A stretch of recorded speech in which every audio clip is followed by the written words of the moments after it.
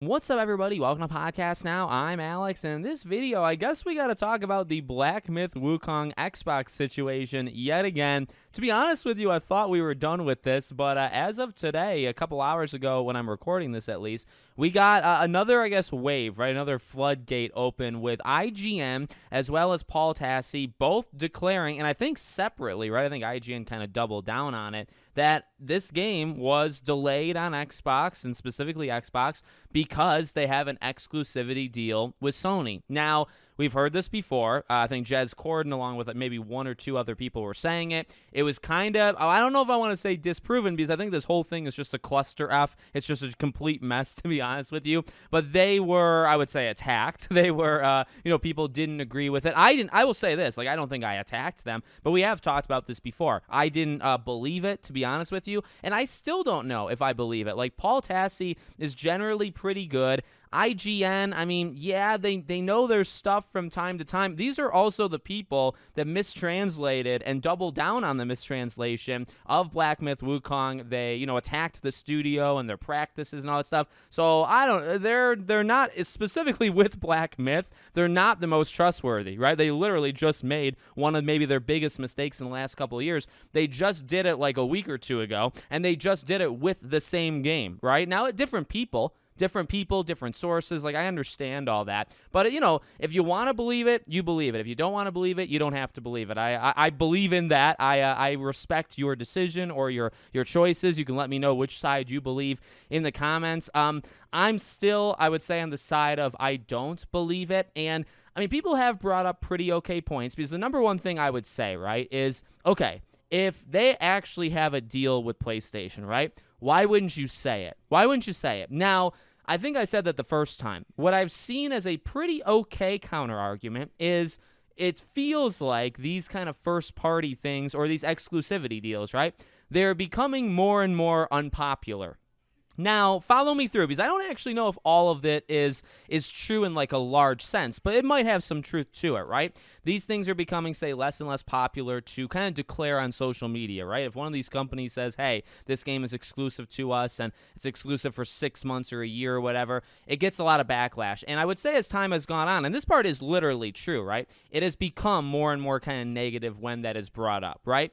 Okay, I think that's a decent enough point. I also think, because, kind of in collaboration with that, if this isn't some people are speculating that maybe PlayStation gave them kind of technical know-how, they helped them technically with the game, in the same way, like Stellar Blade, right? Stellar Blade, I don't know if they went to PlayStation or PlayStation went to them, but PlayStation helped them, and not just to kind of make the story a little bit more, I don't know, uniform, but also they did help them kind of on the back end, right, as well. They literally gave talent to help Stellar Blade. So do you need to, when you say thank you for that help, do you have to give them exclusivity, right? And again, that is a theory that's going on, that it doesn't necessarily, when you have an exclusive, right, or just a company has a game that comes out that's on one thing but not the other, you don't even necessarily sometimes have to pay for that stuff. It can sometimes almost be favor. You could be repaying a debt, right, or a favor, and you could just kind of give that just because.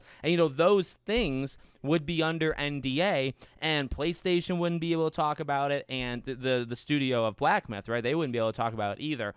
That's what I've seen on the other side. So I'm just bringing it up, honestly, because I want to see both sides. I want to see, because again, while I would lean more towards no, you have a lot of people calling out PlayStation right now. And it's okay, I want to hear it. I want to hear, well, if Black Myth is exclusive to them, why wouldn't they flaunt that? Because they're selling out PlayStations in China. This game is blowing up specifically. Okay, it's a great game. I really like it. I own it. I'm sure a lot of, Western gamers have it, but it's blowing up in China. Millions, I think, of Chinese players are getting this game, and they're not all getting it on Steam. I'm sure a lot of them are, but, the reports of them selling PlayStations in China, it's clearly working.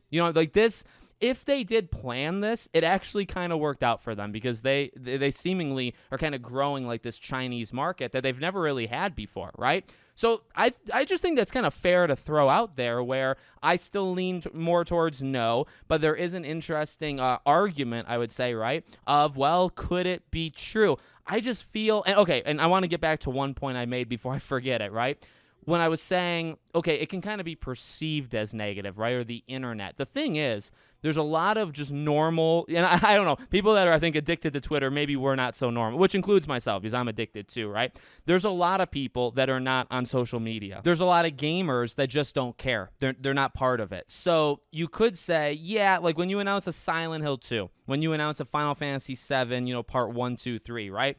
As time has gone on, has that made more people mad? It's made more people mad online. Now, does that translate to sales? I don't know. Does that translate to the entire population? I can probably answer that and say no. You know what I mean? It's something to keep in mind. So, like, specifically with Black Myth, I don't know, like, would people be all that mad? And the answer is, well, some people would, but how do you actually gauge it? Like, is it the majority of people that would be mad if it's PlayStation? And by the way, I'm not saying it's okay to swoop in at the 11th hour and take I actually don't like that at all, right? If PlayStation did do that, I would not like that. But number one, we don't know that they did that. And number two, would it actually make people in general mad? I don't know. I don't know if it would do the exact same thing as what it's doing right now, or if it would do something different. Honestly, I would kind of predict it wouldn't matter all that much. I mean, honestly, that's just my, I don't know, that's just a prediction of mine. I don't know that for sure. But I feel, even if we knew, even if they told us tomorrow,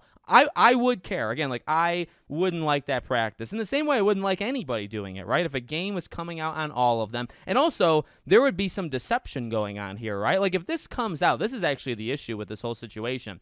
If this comes out officially official, I don't even know how that happens, but, if it were to come out that PlayStation, kind of paid them at the last second, or this was like a favor, and they pulled it like, what, a month and a half? Because this was recent. They pulled it from Xbox pretty close to when the game was coming out, right? And they declared that it was optimization and technical issues. And we talked about the Series S stuff and all that jazz. Now, to be fair to that side, right, there has been a couple insiders, if you want to call them that, right, that have doubled down on that. While we're talking about this, IGN, Paul Tassi, right, there has been other people on social media that has doubled down and said, no, it's because of optimization. They've heard it's through optimization. That's the reason.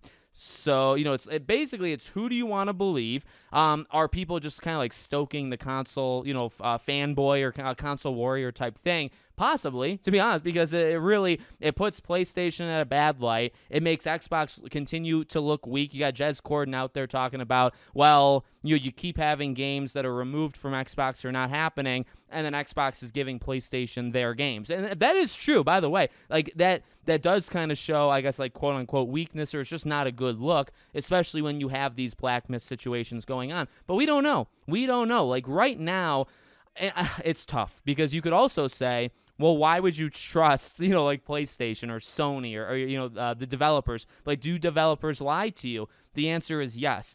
But I don't know. I feel like coming out there last second, pulling it from Xbox, giving a reason. And if that reason was a lie, like, could you go after them legally? I just feel, this is just me speculating, right? Like, I'm just kind of like going off here. I just don't, not only is that not right to me, like, it's just not a right thing to do, but I feel like legally it would also be not right? Because I don't know, like, how often have we seen something like this? We've probably seen these back-end deals that keep games off of consoles, right? That's probably happened without even our knowledge, but it's probably been done more than like 2 months before a game came out, 1 month before a game came out. This was so public, and then they gave a reason. They literally gave a reason. And so I get it, because, like, developers do lie. Like, Neil Druckmann and Naughty Dog, I always go back to this kind of classically. They said you wouldn't play as Ellie in The Last of Us 1, and you do play as Ellie in The Last of Us 1. That's a lie. And so, like, do they lie to us? Yes. They normally lie to kind of, like, hold secrets. That's normal. It's like gameplay things. They'll lie about story. They'll lie about certain, like, segments because they want it to surprise you. I'm not saying it's necessarily right or wrong, but they do it, I think, for that reason. This would not be for that reason, right? Lying about why you didn't put it out on Xbox is kind of a big deal. And I feel like if you had a deal with them, you wouldn't even have said that, or maybe they had to make an excuse. I don't know. Again, it's messy. Like, this is a really messy situation. I still believe the answer is optimization. I will believe kind of the statement for now, especially because you do have leakers. Like, it's not like everybody is agreeing with this. There are some leakers that are not agreeing with it. And so I don't know. I know Xbox had their whole statement that they don't comment on, like, those kind of agreements, but it's like, Well, they brought it up. So if they brought it up, then couldn't Sony or whatever? Like, why wouldn't they say something? I don't know. We could keep talking in circles, right? But you let me know what you guys think in the comments. Make sure, as always, you're subscribed to the channel, bell icon turned on. I hope to see you all on the next one.